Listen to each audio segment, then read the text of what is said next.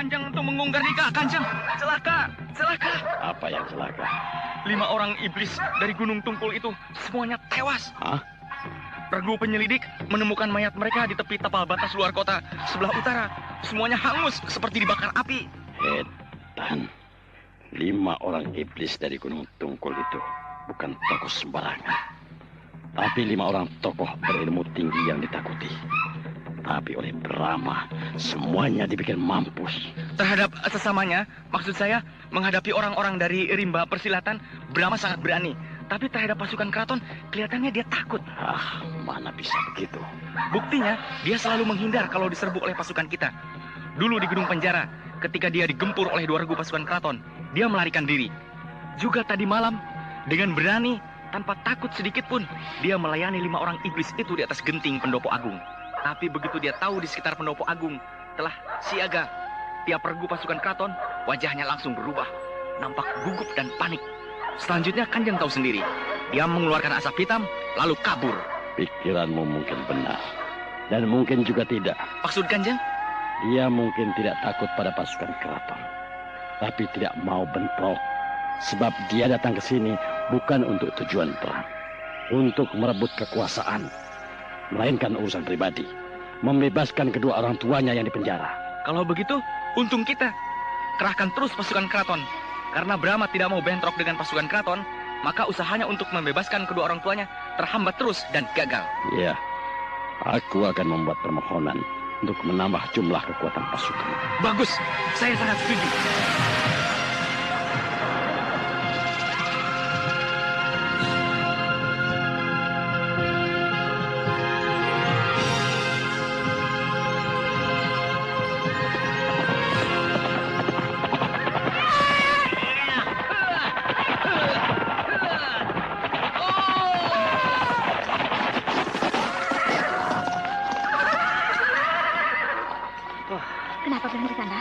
Bukankah kita sudah sampai di wilayah kerajaan Kuntala, Mantili? Aku tahu, sebab aku pun sudah melihat gapura tapal batas di bawah sana. Nah, kita sudah harus ganti pakaian.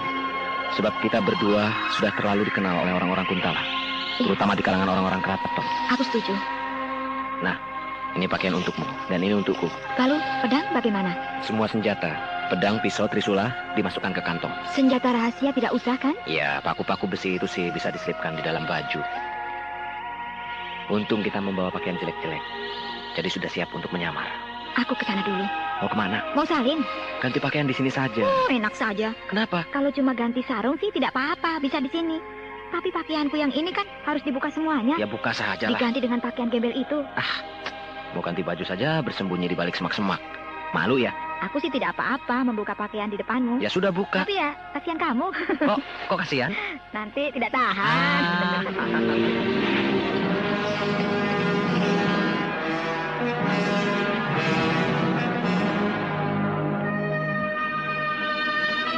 Kita sudah sampai di tembok benteng keraton bagian timur. Ya, untung kita ini pernah jadi orang dalam, sehingga tahu bagian mana dari benteng keraton yang penjagaannya paling lemah.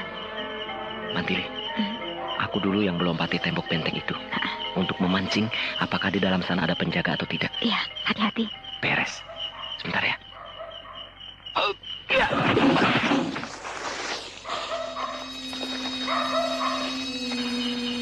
Sunyi. Apa? Tidak ada penjaga. Cepatlah kau naik. Iya.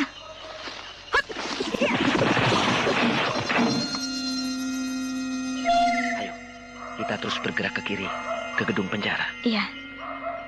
Heran, kalau di dalam kota penjagaan begitu ketat, tapi di dalam keraton ini sunyi, tidak terlihat seorang pun anggota pasukan keraton.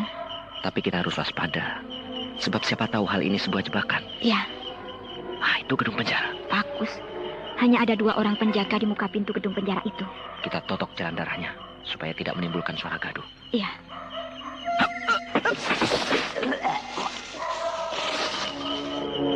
Beres. 2 orang penjaga ini sudah lumpuh. Tapi mereka tidak pegang kunci. Alah, gampang. Gembok itu dicungkil saja pakai trisula. Iya. Beres, Mantili. Cepat, buka. Aduh, berisik amat pintu ini. Bikin orang tidur bisa bangun. Kosong. Iya. Oh, kenapa penjara ini kosong melompong? Kamar-kamar sel yang berjejer itu tidak ada isinya. Semuanya kosong. Padahal penjara ini penjara terbesar di keraton. Seharusnya tiap kamar sel penuh dengan orang tahanan. Tapi ini kok... Mungkin semua tahanan dipindahkan. Untuk apa dipindahkan? Karena untuk ditempati ayah dan ibuku. Di mana ayah dan ibumu dikurung? Semuanya kosong. Ya, di kamar rahasia barangkali. Ketika aku jadi pejabat di keraton ini, aku sering mengunjungi penjara ini. Dan setauku, tidak ada kamar rahasia. Yang ada hanya 20 buah kamar sel berderet di sebelah kiri. 10 kamar dan di kanan juga 10 kamar.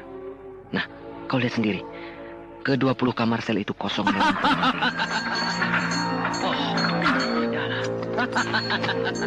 Apa kabar, Mantili dan Raden Samba? Rupanya kau belum mampus, Kendala. Sengaja aku tidak mati dulu, sebab ingin meringkus kalian berdua di sini. Berdebah, kau menjebak kami rupanya. Dulu pemimpin kalian juga terkecoh.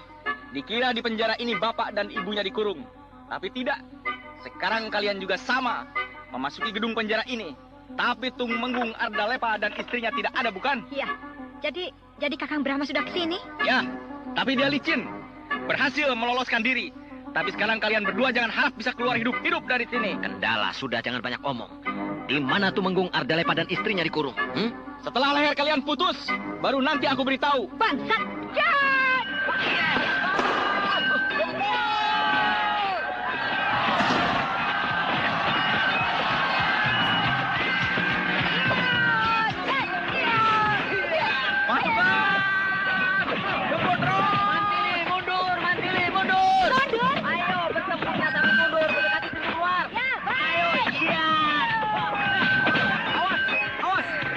Mendekati pintu keluar. Kepung! Tutup pintu keluar!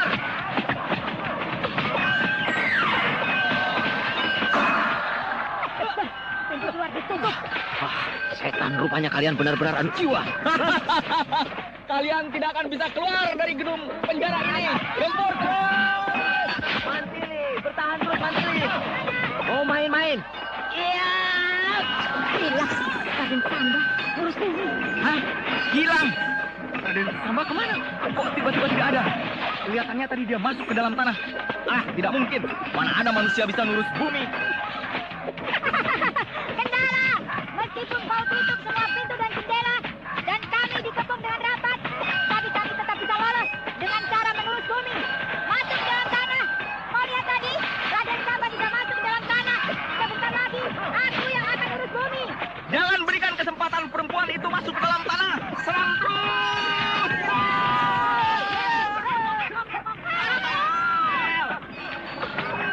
Hah?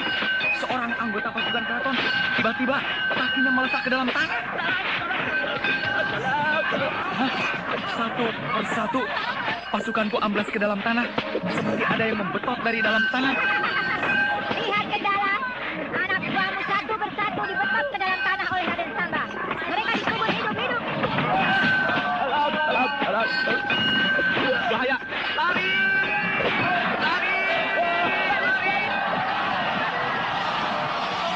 Karena takut akan kesaktian Raden Samba dan Mantili, Senopati Kendala dan pasukannya melarikan diri.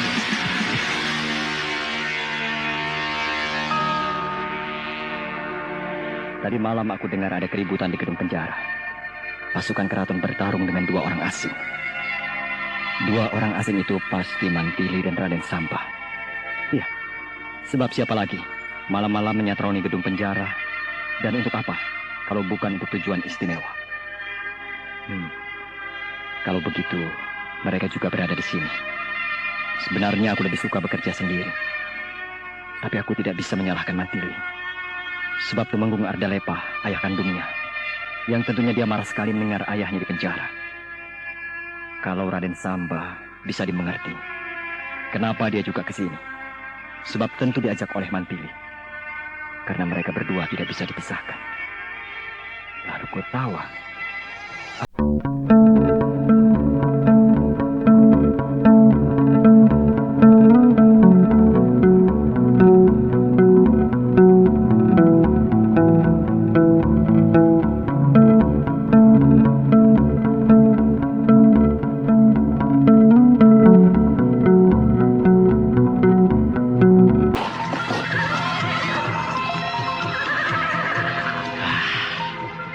Itu dia. Di bawah dataran yang luas itu terhampar kerajaan Kuntala. Ya, mudah-mudahan Brahma dan Mantili serta Raden Samba sudah pula sampai di sini.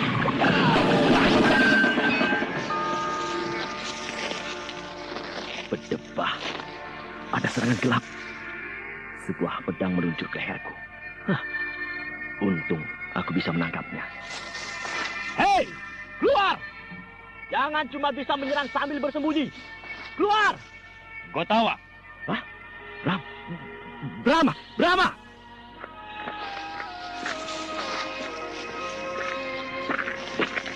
Kenapa kau ada di sini?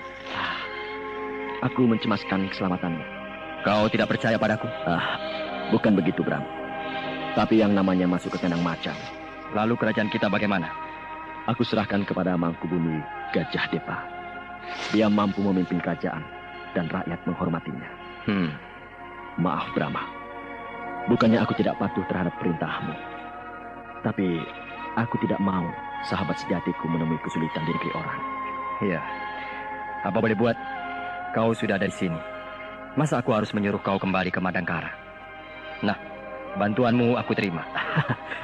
Terima kasih, Bram. Mari, kita berangkat. Tidak bisa aku tahu.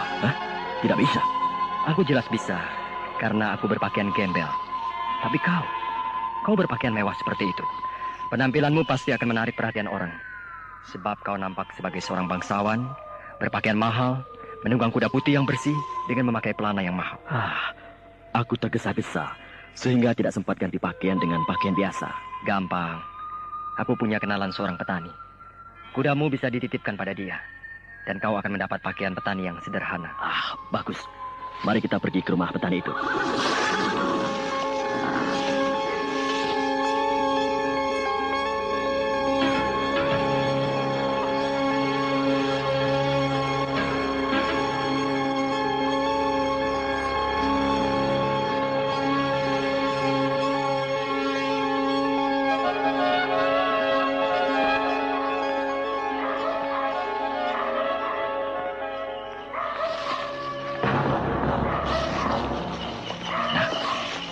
Itu tembok benteng keraton. Enteng. Tembok setinggi itu sih. Sekali lompat, beres. Aku dulu yang melompati tembok benteng itu untuk memancing. Apakah di balik benteng itu ada penjaga atau tidak? Iya. Hop!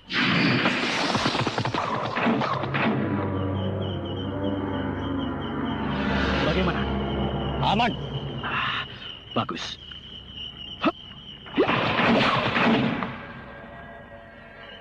Kita sudah berada di dalam keraton.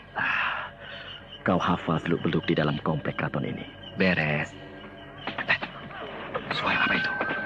Seperti pertarungan. Iya, benar. Ada pertarungan. Suaranya di sebelah sana. Ayo kita lihat. Ayo, Lewat atas. Kita bergerak di atap-atap rumah. Supaya lebih jelas melihat ke sekeliling. iya.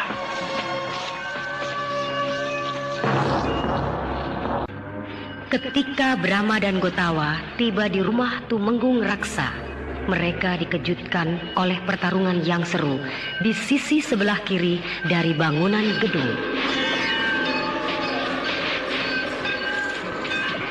Setelah mereka dekati, ternyata Mantili dan Samba yang bertarung melawan 3 tokoh dari rimba persilatan dan sejumlah prajurit keraton. Segera Brahma dan Gotawa turun membantu mereka.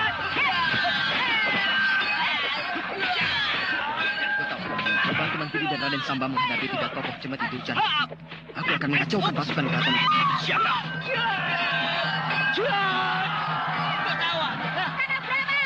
Mantili, Raden. Kalian akan dibantu Gotawa menghadapi 3 orang siluman Sungai Tambarakan itu. Aku sendiri akan main-main dengan pasukan keraton itu. Terima kasih, Raka Brahma. Setan! Masih ingat sama aku enggak?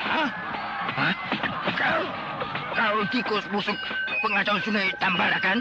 Yang pengacau itu kalian. Kalian bertiga. 3 Cemeti Durjana. Kepala perompak di Sungai Tambarakan. Ayo, kita teruskan urusan kita yang belum selesai. Berdebah. Apa hubunganmu dengan pemberontak itu? Karena akulah pemberontak. Bangsat! Raden, kau hadapi cemeti kedua.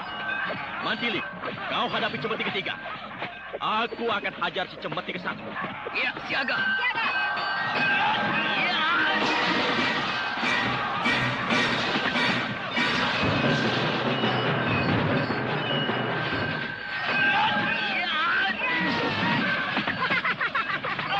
Sekarang kalian tidak bisa main proyek lagi. 3 lawan 3.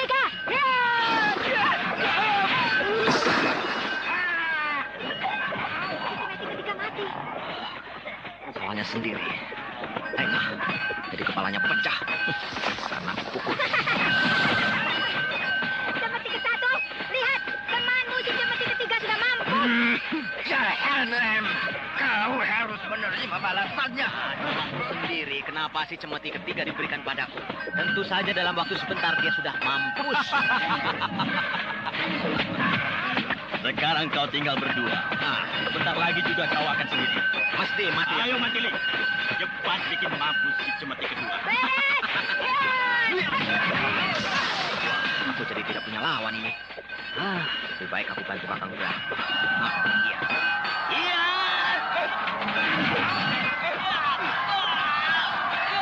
Raden, Iya, Kakang Brahma, iya.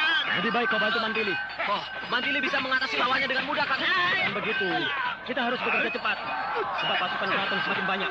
Siap, di balik pendopo agung itu. Sudah siap ratusan bala tentara. Siap untuk menggempur kita. Oh, iya, benar. Nah, cepat, kau bantu Mantili. Dua orang cemeti setan itu harus cepat-cepat dibungkam. Baru kita leluasa menghadapi pasukan keraton. Iya, baik, Kakang. Rara, kenapa kau bantu aku? Aku sanggup mencicam si cemeti kedua ini. Iya, aku disuruh Kakang Brahma. Iya. Oh, iya, iya. Nanti aku terangkan sebabnya. Sekarang cepat bikin bungkam si cemeti kedua ini.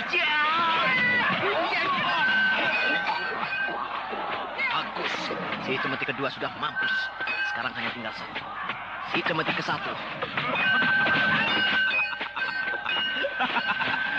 Si cemeti kedua sudah mampus.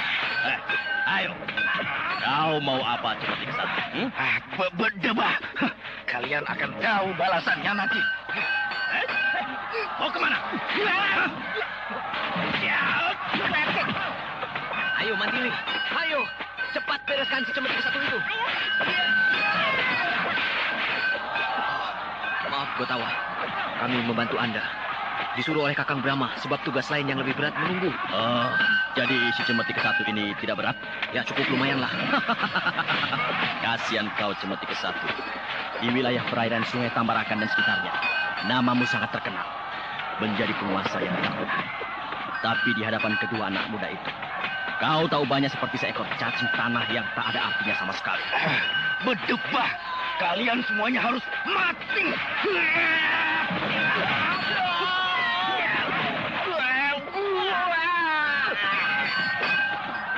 Beres. Dia sudah mati sekarang. Jagoan di sungai, matinya di darat. Kasihan. Raja perompak yang paling ditakuti sudah tamat riwayat. Ayo, kita bantu Kakang Brahma. Iya, kasihan dia sendirian menghadapi ratusan tentara. Ayo, ayo. Hiya!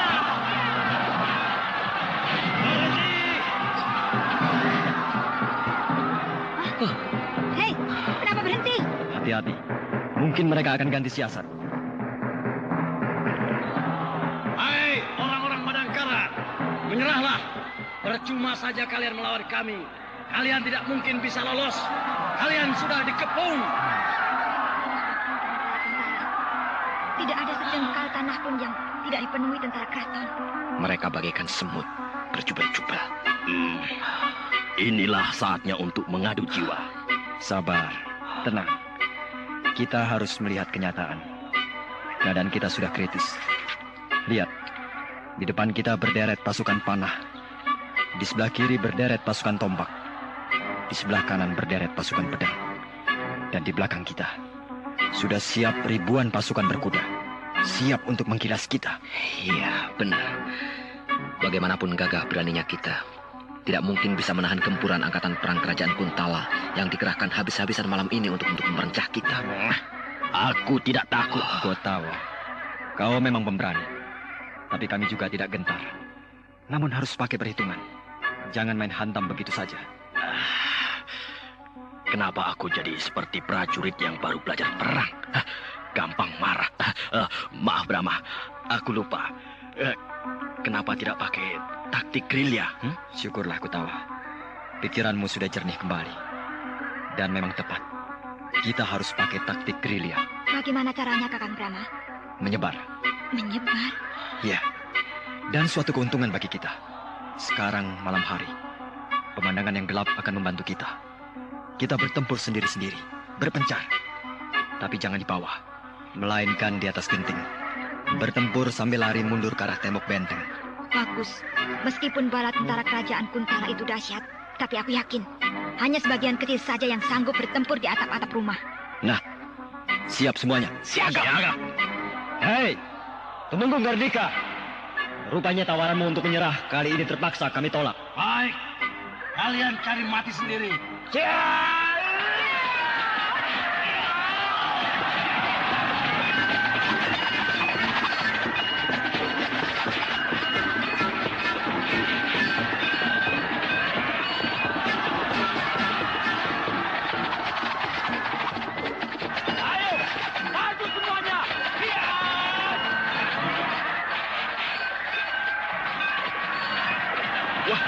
Kasihan pasukan panah kita, Kanjeng. Mereka membidik jadi tidak karu-karuan. Sebab sasarannya tidak jelas dan berpindah-pindah. Ya, pemandangan yang gelap di malam hari seperti ini menguntungkan mereka.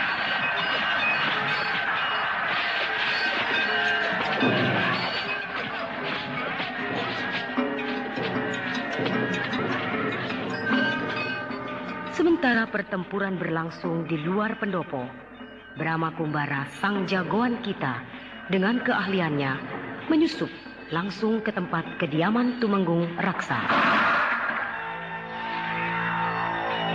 Apa kabar, Tumenggung Raksa? Siapa kau? Pandang wajahku baik-baik. Brahma? Iya, aku Brahma, putra Tumenggung Ardalepa. Mau apa kau? Mau apa? Kok masih tanya? Mestinya kau sudah tahu kenapa aku datang padamu. Kau cuma anak tiri. Kenapa kau susah payah merepotkan dirimu sendiri? Betapa rendahnya akhlakmu, Tumenggung Raksa. Bagiku anak tiri atau anak kandung adalah sama. Apalagi ibu kandungku ikut di penjara. Gusti Ayu Dewi Gayatri, istri Tumenggung Ardalepa. Jangan salah paham, Brahma. Kedua orang tuamu tidak di penjara. Terserah kau mau pakai istilah apa. Di penjara, dibui, dikurung, disekap, dan sebagainya. Yang jelas kedua orang tuaku tidak diberi kebebasan. Bukan hanya aku sendiri yang memutuskan untuk menyekap ayahmu. Tapi itu sudah merupakan keputusan Mahkamah Agung. Mau keputusan Mahkamah Agung, mau keputusan Sri Baginda Maharaja Kuntala, terserah. Yang aku inginkan kau menunjukkan di mana ayahku disekap. Hal itu harus dirapatkan dulu di dalam sidang Mahkamah Agung. Tidak perlu resmi-resmian. Sebab aku datang saat ini juga tidak resmi. Kau tidak bisa memaksakan kehendakmu. Lehermu jaminannya. Pemberontak. Lepaskan lehermu. Aku patahkan batang lehermu ini. Katakan, di mana Tumenggung Ardalepa disekap? Di rumah kuning. Di rumah kuning? Iya.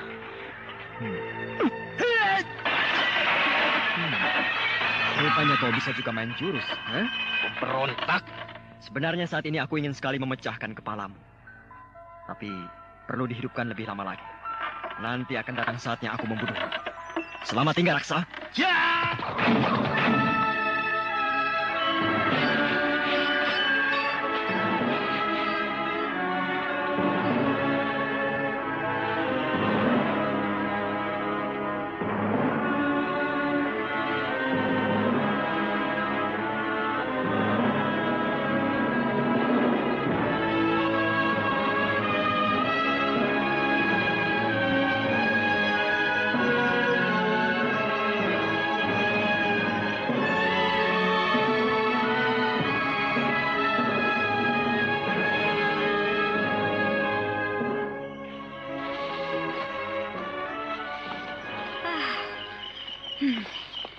Akhirnya aku bisa meloloskan diri dari kepungan pasukan keraton. Ya, tidak salah lagi. Inilah dataran beringin kembar yang ditunjuk Kakang Brahma sebagai tempat berkumpul. Nah, ada yang datang. Kalau tidak Kakang Brahma, tentu Raden Samba atau Gotawa. Mantili, kau ini bercanda melulu. Mana yang lain? Baru kita berdua. Oh ya? Iya. Ada yang datang. Kalau bukan Kakang Brahma, pasti Gotawa.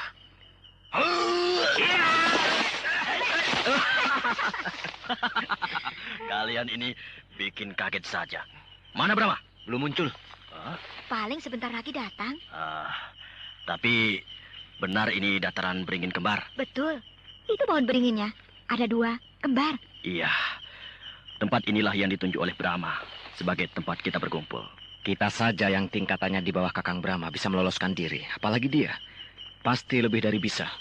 Kalaupun belum muncul, mungkin ada acara lain. Acara lain? Ya, Acara lain bagaimana? barangkali ke rumah Tumenggung Raksa. Tumenggung Raksa. Iya. Tapi ini hanya perkiraan saya saja. Kakang Brahma mempergunakan kesempatan dalam kesempitan. Iya. Perkiraan Raden benar. Di saat semuanya sibuk mencurahkan perhatian kepada pertempuran, Brahma menyelinap ke rumah Tumenggung Raksa. Wah, bahaya. Rumah Tumenggung Raksa dijaga ketat. Kau tahu? Pasti. Sebab dia merupakan tokoh penting dalam kasus ini. Buktinya kemarin, waktu kita menyatroni rumahnya, kita dihadang beberapa orang tokoh sakti. Ayo, kita kembali lagi ke keraton. Oh, jangan. Kenapa? Bahaya. Dan lagi pula hal itu belum tentu. Itu kan cuma perkiraan kita saja. Tunggu saja dulu barang beberapa saat. Iya, baiklah.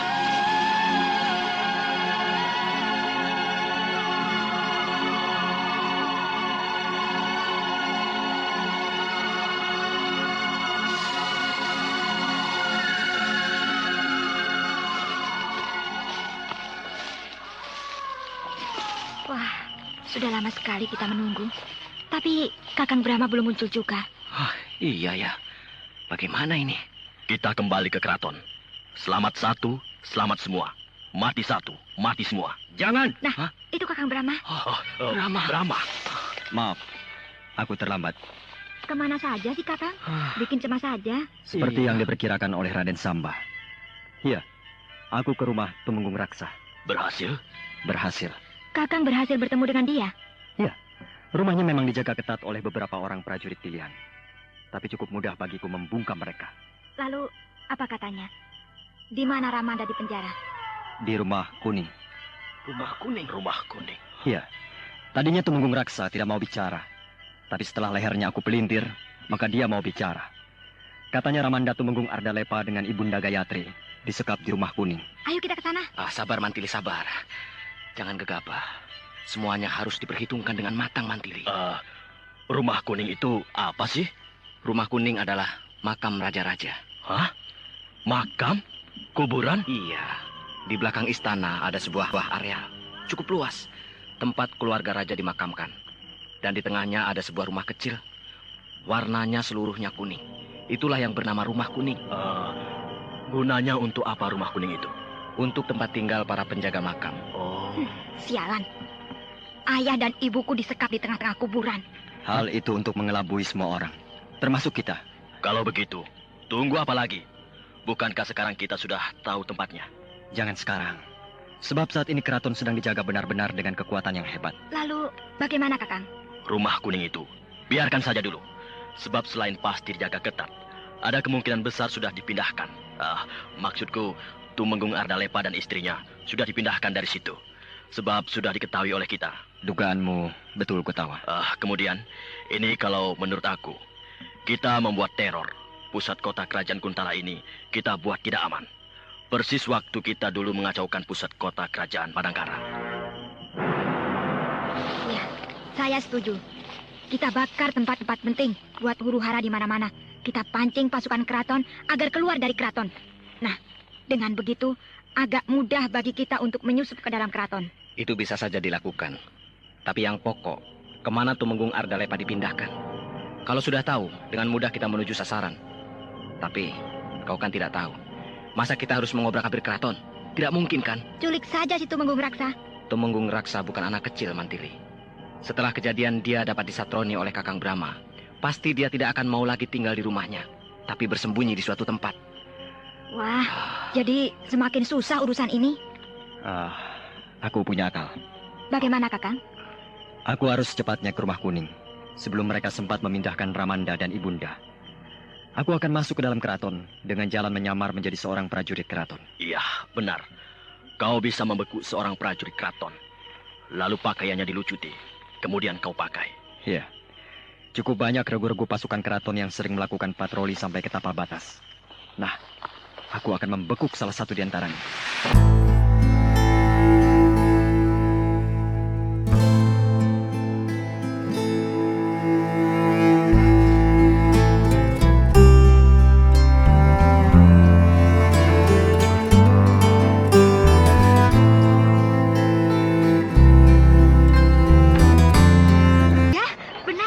Beberapa orang prajurit keraton sedang melakukan patroli dengan menunggang kuda.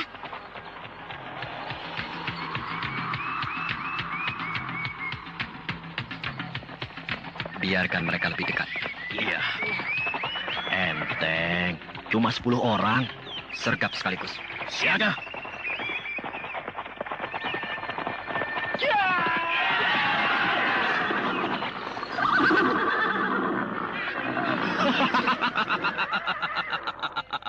Semuanya sudah kojor. Nah, sekarang aku akan memilih yang badannya sama dengan aku. Yang ini Kakang Brahma. Tingginya, kurusnya sama dengan Kakang. Iya.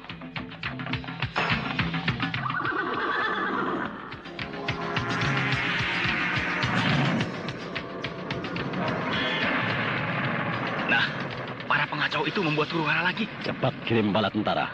Jumlahnya dilipat gandakan. Supaya tidak terjadi seperti kemarin malam. 3 regu pasukan kita kocar-kacir. Ya, kali ini mereka tidak boleh lolos. Pasukan! Siaga!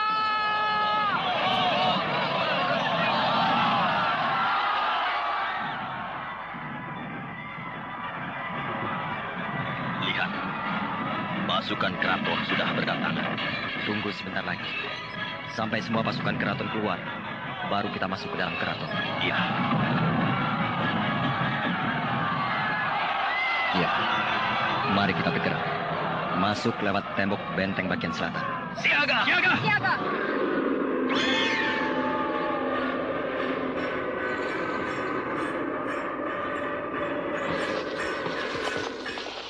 Keraton dalam keadaan lenggang.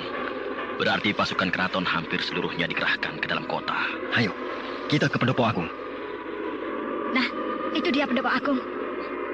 Wah, bagus. Hanya dikawal 1 regu penjaga.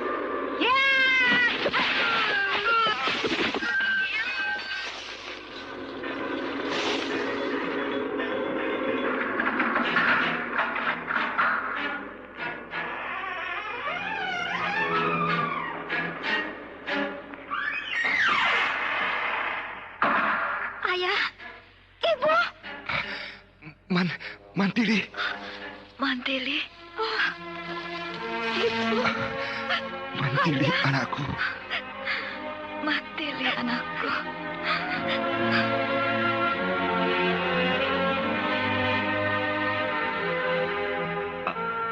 Ramanda, Ibunda. Rama anakku. Brahma anakku. Oh, kalian telah datang. Daulat, Kanjeng Tumenggung. Raden Samba. Apa kabar Raden? Raden Samba. Daulat Kanjeng Tumenggung Ardalepa. Daulat Gusti Putri Dewi Gayatri. Siapa ini? Inilah Gotawa, sahabat sejati hamba Ramanda. Betapa gagahnya engkau, Satria Muda. Daulat Kanjeng Tumenggung.